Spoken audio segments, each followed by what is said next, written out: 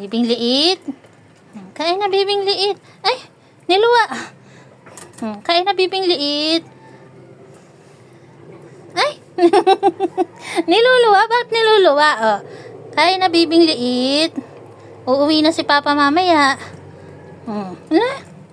Puro ulam na po itong iaabot natin. Bibi. Shelo ko.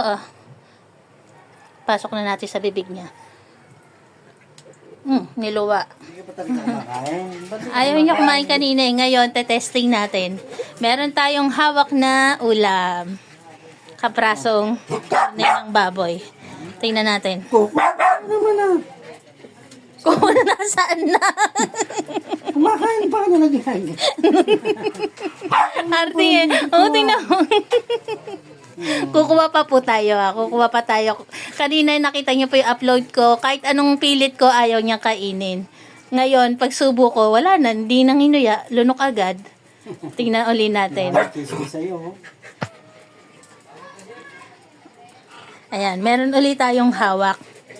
Kanina ayaw niyang kumain. Ngayon, ilayo natin. Tingnan natin. Nahabol eh. Oh. Uy!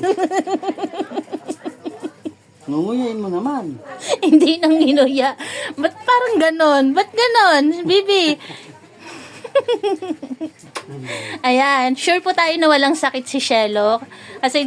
Kasi merong nagsabi na baka may sakit, kaya ayaw kumain. Sure po tayo na walang sakit. Yun nga lang po talaga, ayaw niya talaga kumain pag wala si Papa niya.